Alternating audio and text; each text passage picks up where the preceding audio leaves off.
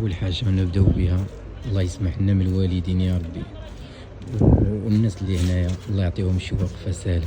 هاد الناس اللي هنا الله يعطيهم شي وقفه سهله، الله يعطيهم شي وقفه سهله، الله يسهل عليهم.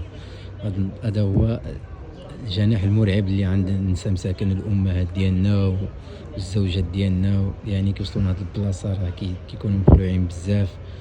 وهاد البلاصه هادي بزاف الناس تطوان كامله خلقت هنا في هاد البلاصه هادي، الاغلبيه خلقوا هنايا.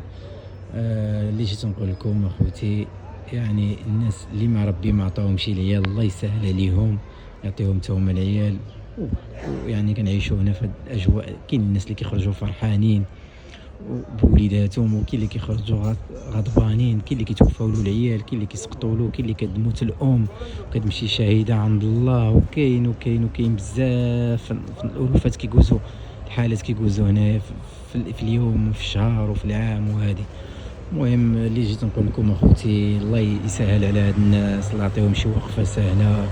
اللي عنده ما عندوش الوليدات الله يرزقوا بهم ويفرحوا حتى هو، واللي عنده الوليدات الله يصلحهم له، واللي عنده وليداتهم راطين الله يشافيهم ويعافيهم. والناس اللي يعني لا يرحم شي واحد من هاد الفرحه ديال الوليدات، والله يسمح لنا من الوالدين. غنرجعوا دائما نقولوا الله يسمح لنا من الوالدين يا رب، الله يسمح لنا. اللي عنده ولادو صغار انت هما الله يشافيهم له.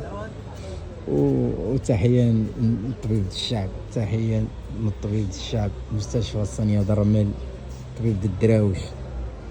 وتحياتي واخا بزاف الناس كل واحد شنو كيقول كاين هذه، ولكن كل واحد وشنو كتب له. كاين اللي توفى هنا، كاين اللي معقد هنا، كل واحد وداكشي يعني الموت الواحده متعدد الاسباب. المهم الله يرحم الجميع، واللي كيموت الله يرحمه والله يوسع عليه. هذا ما نقول.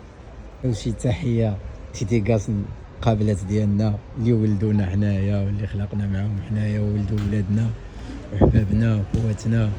ديديكاس قابلة الصنية درمي الكاملين، سكوريتي وهاد الناس هادوما كاملين.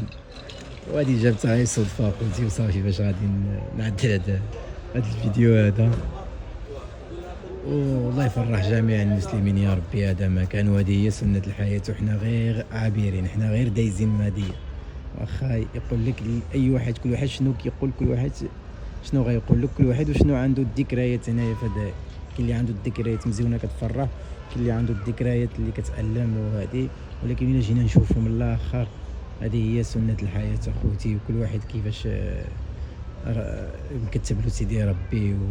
والسلام عليكم. يعني غنجبروا بزاف الناس عندهم هنا الظروف خايبه، ونجبروا بزاف الناس هنايا باللي عندهم الظروف مزيانه وكيفرحوا من البلاصه. والحمد لله على كل حال اخوتي، والسلام عليكم.